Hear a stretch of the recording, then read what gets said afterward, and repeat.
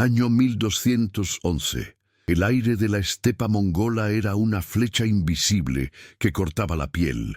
Hacía frío, ese tipo de frío que inmoviliza incluso el coraje. Frente a un cielo gris de acero, miles de jinetes aguardaban, inmóviles, con los ojos puestos en el horizonte. El rugido del viento se mezclaba con el sonido seco de las crines agitadas y de los metales tensados por la escarcha.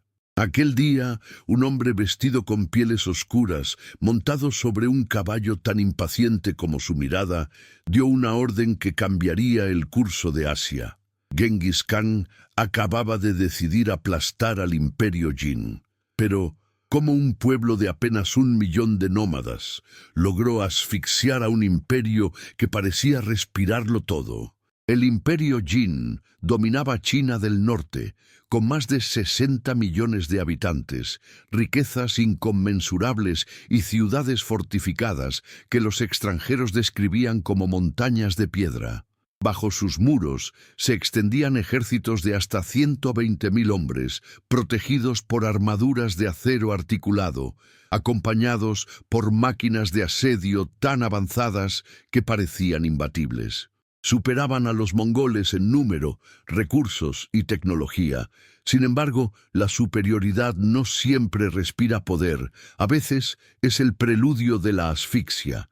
Genghis Khan observaba desde la frontera norte, en la línea del desierto de Gobi, donde los vientos no respetan límites. En su mente, la guerra no era solo conquista, sino equilibrio. Un ajuste brutal para restablecer el orden que, según él, había sido corrompido por los poderosos. Se dice que aquella tarde no pronunció discurso alguno, ni promesa, ni advertencia. Simplemente levantó la mano derecha y la cerró en un puño.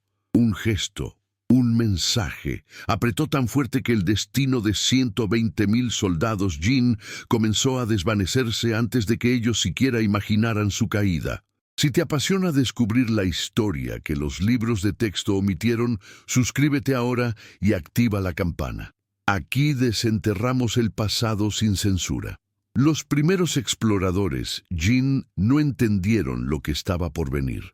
Veían a los mongoles como bárbaros desorganizados, hombres que vivían del saqueo, arqueros nómadas que desaparecerían cuando cayeran las primeras lluvias. Subestimaron su disciplina.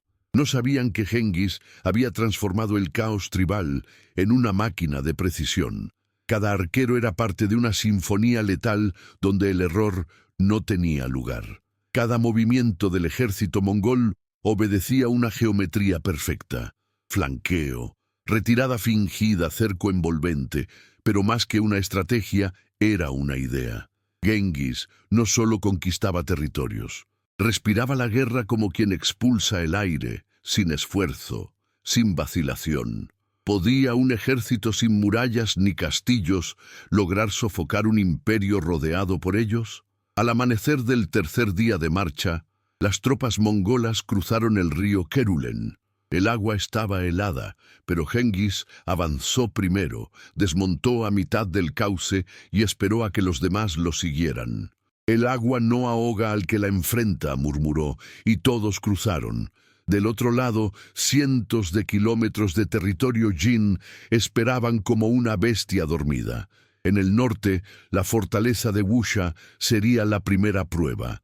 Cuando los vigías Jin divisaron las columnas de polvo, enviaron mensaje a Chengdu, la capital, asegurando que eran apenas incursiones menores. La corte rió.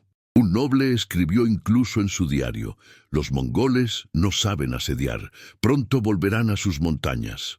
Esa frase sería citada durante siglos, como epitafio. Mientras tanto, en el campamento mongol, Genghis delineaba su mapa mental. Con varillas de madera, marcaba rutas invisibles, calculando distancias en jornadas de caballo, no en millas. Su mente era una brújula suspendida entre la paciencia y la violencia. «No luchamos contra muros», dijo a sus generales, «sino contra hombres, y los hombres respiran». El asedio de Wusha duró menos de lo que los cronistas esperaban. En 3 días, la ciudad cayó. Los mongoles cortaron las rutas de abastecimiento y desviaron un arroyo para inundar la base de los muros. Los defensores, atrapados entre el fuego y el agua, se rindieron. Aquella noche, 10.000 jin murieron. El aire olía a humo y miedo. Un explorador, al regresar al campamento, solo pronunció: «Se están quedando sin aliento». Genghis asintió. Era apenas el comienzo. Pocos sabían que detrás de su brutalidad había un cálculo político. Genghis no buscaba exterminar, sino redibujar el equilibrio del mundo conocido. Los jin habían oprimido durante décadas a los pueblos del norte. Mongoles, tártaros, queraitas. Les exigían tributos imposibles, les robaban ganado y hombres. El Khan había esperado casi 20 años para ajustar cuentas. Pero, ¿por qué ahora? ¿Qué cambió en 1211 que lo llevó a actuar con esa precisión mortal? El invierno anterior, los jin declararon que el norte debía ser silenciado. Una provocación escrita en documentos oficiales que llegaría a los oídos del Khan como una chispa sobre un campo seco. Cuando sus emisarios fueron asesinados por los gobernadores de frontera, Genghis comprendió que no se trataba de una ofensa, era una oportunidad. La máquina mongola comenzó a respirar. «Si el enemigo confía en sus números», dijo, «le arrebataremos el aire». Y así fue. Durante 3 semanas, pequeñas unidades mongolas atacaron caravanas, puestos fronterizos y destacamentos móviles. Retiradas fingidas, cortinas de humo, falsos mensajes interceptados. Todo servía para desorientar, mientras los jin reunían a sus 120. 0 soldados en el valle del río Yeoling, Genghis los estaba invitando exactamente al lugar donde no debían estar. Estamos documentando cada detalle de este conflicto. Si valoras este nivel de profundidad que no encuentras en otros canales, dale un like y únete a nuestra comunidad. A mediados de agosto del año 1211, el ejército jin cruzó sus propias líneas de seguridad, internándose en las montañas con la arrogancia de quien se siente invencible. Al frente marchaba Wanyan Chengyu, un comandante experimentado pero ciego ante el enemigo que enfrentaba. En su mente, las hordas mongolas eran una turba dispersa. En la de Genghis, los jin eran un cuerpo inflado de aire. Bastaba un golpe bien dado para que colapsara. Los mongoles los esperaban, en una garganta estrecha llamada Yehuling, donde el viento silbaba entre las rocas como presagio. Genghis tendió el cerco. Bloquearon la salida norte con troncos y dejaron abierta la entrada sur, fingiendo retirada. Los jin cayeron en la trampa. El primer asalto fue letal. En 2 horas, miles murieron. Los caballos se desbocaban al sentir el olor del hierro y la sangre. El suelo era un lodazal de cuerpos, el aire casi sólido por el humo de las flechas incendiarias. Cuando los jin intentaron reagruparse, descubrieron que estaban completamente rodeados. Sin alimento, sin agua, sin aire, literalmente, Genghis había cumplido su promesa, los había asfixiado. En Yehuling, 120. 0 soldados jin fueron aniquilados en menos de una semana. Ninguna crónica china posterior pudo describir esa escena sin temblar. ¿Puede una civilización morir en un solo respiro colectivo? Pero el Khan no celebró. Caminó entre los cuerpos con paso lento. Cada uno de ellos creyó en algo, dijo. Esa fue su debilidad. Su tono no era de burla, sino de revelación. Aquella victoria inmensa y terrible abriría la puerta a la conquista de Yongdu, la actual Pekín, y daría nacimiento al mito del hombre que podía apretar al mundo hasta dejarlo sin aire. Mientras las noticias del desastre viajaban al sur, el emperador Jin reunió a su consejo. Las torres del palacio resonaban de miedo. Algunos ministros propusieron pactar, otros exigían venganza. El imperio se dividía entre el orgullo y la supervivencia. Genghis esperó. Observó el enemigo desde la distancia, sabiendo que el miedo es la mejor artillería. El invierno siguiente, las columnas mongolas se desplazaron río abajo. La nieve cubría los cadáveres, pero también el camino hacia la capital. Nadie hablaba, nadie reía. Incluso sus propios soldados temían la magnitud de lo que habían hecho. Cuando acamparon en las afueras de Chengdu, el Khan ordenó silencio absoluto. Desde la colina se veía el resplandor de la ciudad bajo el sol, resplandor que pronto se tornaría humo. La historia no termina aquí. Asegúrate de estar suscrito para que YouTube te notifique inmediatamente cuando subamos la conclusión de esta saga. El amanecer sobre Chengdu se alzaba gris y sin canto alguno. Las aves habían huido días antes, espantadas por el rugido cada vez más cercano de los caballos. Los pobladores despertaban con el murmullo de un horizonte que se movía. Desde las murallas, los centinelas veían una línea oscura extendiéndose hasta donde la vista se perdía. Era el ejército mongol, un océano de hombres y animales avanzando al unísono. La nieve aún cubría los campos y el vapor que salía de sus hocicos hacía parecer que respiraban fuego. El emperador Jin temblaba en su trono. Sabía que no era una batalla más, era el juicio final de su dinastía.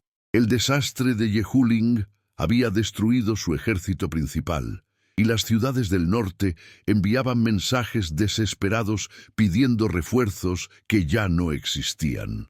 En el centro del salón imperial, una frase se repitió como plegaria: no hay aire, no hay salida. Si acabas de llegar, suscríbete para no perderte el archivo completo de documentales que estamos construyendo. En el campamento de los invasores, Genghis Khan había pasado la noche sin dormir. Caminaba entre sus hombres, sin escolta, sin distancia. Leía los rostros como si fueran mapas. Sabía que el miedo podía matar más rápido que las lanzas, y que todos los ejércitos, incluso el suyo, respiraban un mismo oxígeno de fe. Al amanecer, se acercó a su hijo mayor, Hochi, y le habló en voz baja. La fe de los hombres dura lo que su esperanza. Hoy la suya se extinguirá. Chengdu, la actual Pekín, era una fortaleza colosal. Muros de más de 20 metros de altura y anchos suficientes para que 2 carros circularan lado a lado. En su interior, más de 1 millón de habitantes aguardaban con miedo. Las reservas podían durar meses, quizá 1 año. Genghis lo sabía. No había prisa. Un asedio largo también era una forma de asfixia. Durante los primeros días, los mongoles avanzaron lentamente, construyendo trincheras y rampas, observando el comportamiento del enemigo. Los artesanos de guerra chinos que habían capturado en campañas previas ya estaban trabajando para ellos. Bajo sus manos, las catapultas se perfeccionaban con cada amanecer. El hierro enemigo se volvía herramienta del Khan. Todo lo que resiste, sirve, había dicho una vez. El tercer mes, la ciudad seguía en pie.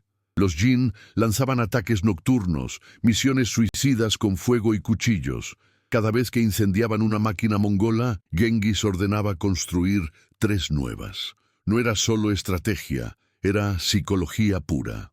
El Khan comprendía algo que pocos líderes de su tiempo entendían, algo que muchos aún no comprenden. La guerra no se gana solo matando enemigos, sino quitándoles la respiración poco a poco, hasta que su deseo de luchar se apaga por sí mismo. ¿Puede una voluntad humana resistir cuando todo el aire del orgullo se ha ido? En la primavera de 1214, después de un asedio de más de 1 año, el emperador Jin pidió una tregua. Envió emisarios vestidos de blanco, portando regalos, oro, seda, caballos y una princesa. Genghis recibió la embajada en su tienda principal, erigida en un campo que olía a humo y estiércol. No tenía trono, ni mesa, ni protocolo. Los hombres Jin se arrodillaron sobre la hierba helada. El Khan escuchó sin hablar. Solo al final levantó la vista y dijo: «Aceptaré su sumisión, pero recordaré su respiración».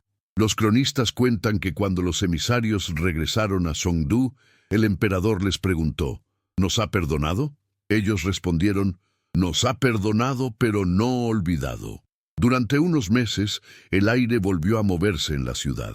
Los mercados reabrieron, las campanas resonaron, creyeron haber sobrevivido al apretón del Khan. Pero la ilusión de la tregua era tan solo el silencio antes del derrumbe. En cuanto Genghis regresó al norte, los Jin, aconsejados por cortesanos temerosos de perder el favor celestial, decidieron trasladar su capital más al sur, a Kaifeng, abandonando Chengdu y dejando tras de sí a miles de civiles. Fue su error fatal. Para Genghis, aquel movimiento significó una traición. Un imperio que huía no merecía tregua. La respuesta fue inmediata. En 1215, Genghis regresó, esta vez no con asedio, sino con una orden devastadora. No detenerse hasta que el último muro caiga. El cielo de primavera se volvió negro por el humo. Las catapultas lanzaban bolas de fuego e incendiaban tejados, templos, palacios. En 4 días, Chengdu ardió como un pulmón perforado. El aire se llenó de ceniza y la ciudad se convirtió en una herida abierta en la historia. Uno de los pocos prisioneros fue un monje taoísta que pidió hablar con el Khan. Lo describen como un anciano de barba larga, con los ojos serenos en medio de la ruina. El Khan lo escuchó. El monje le preguntó, ¿por qué destruir todo lo que respira? Genghis respondió, porque el mundo se ha acostumbrado a respirar poder corrupto. Al apretarlo, lo purificó. ¿Era salvación o mera justificación del abismo? A medida que las llamas consumían Chengdu, la leyenda crecía. Genghis no solo aplastaba ejércitos, sino sistemas, imperios, dinastías enteras. Donde sus jinetes pasaban, surgían nuevos órdenes. Algunos pueblos lo veían como destructor, otros como portador del equilibrio. En los meses posteriores a la caída de Chengdu, los enviados del sur comenzaron a ofrecer tributo al Khan. Dinastías menores, asustadas, preferían enviar oro y seda que enfrentar el destino Jin. Pero Genghis no era el hombre que conquistaba por acumulación. Su visión era otra, un imperio universal unido por la ley, no por la sangre. La yasa, su código moral, comenzó a expandirse junto con su dominio. En las noches del desierto, frente al fuego, hablaba a sus hombres de algo más grande que el botín. El aire pertenece a todos, también la tierra. El que la posee en exceso debe aprender a soltarla. Esa idea simple y brutal marcaría su legado. Las rutas comerciales volvieron a abrirse bajo su control, y por primera vez en siglos, caravanas enteras cruzaron Asia sin ser asaltadas. El orden mongol era violento, pero eficaz. En su reinado, un comerciante podía viajar desde el Mar Amarillo hasta el Mar Caspio, protegido por su bandera. Es la paz del miedo, dirían después los cronistas. Pero era, al fin, paz. Mientras tanto, los restos del imperio Jin vagaban por el sur, fragmentados, sin aire, intentando reorganizarse. En 1217 aún resistían en algunas regiones montañosas. Sin embargo, sin legitimidad ni ejército, estaban condenados.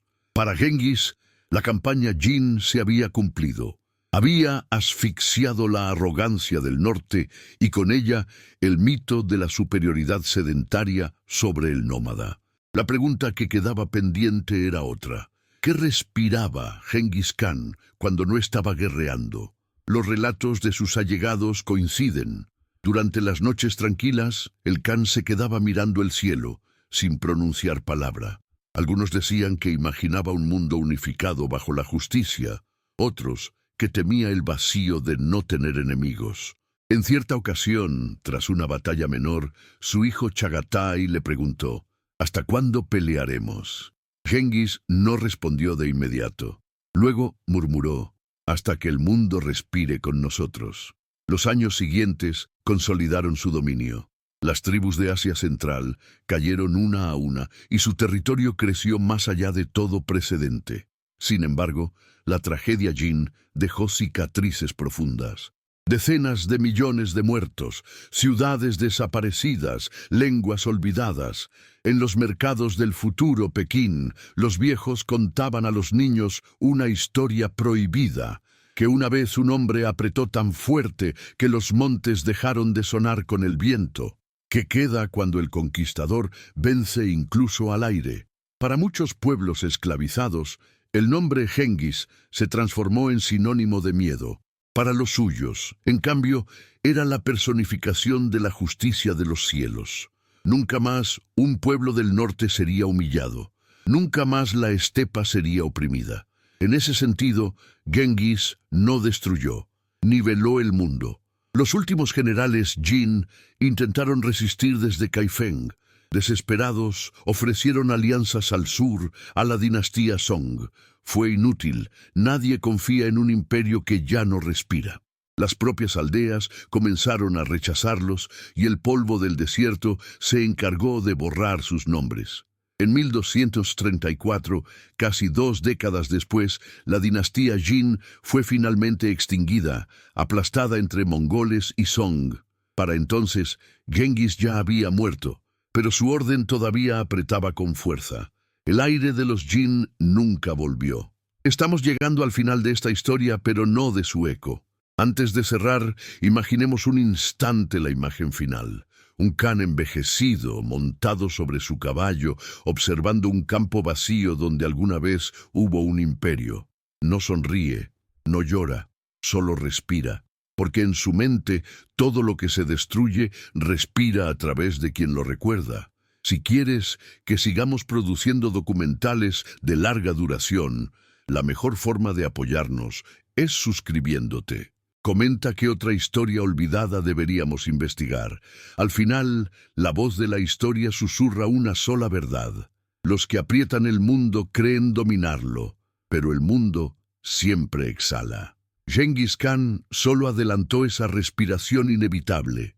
Y así, el conquistador que asfixió imperios enseñó sin saberlo la lección más antigua: que ningún poder, por grande que sea, puede retener el aire del tiempo.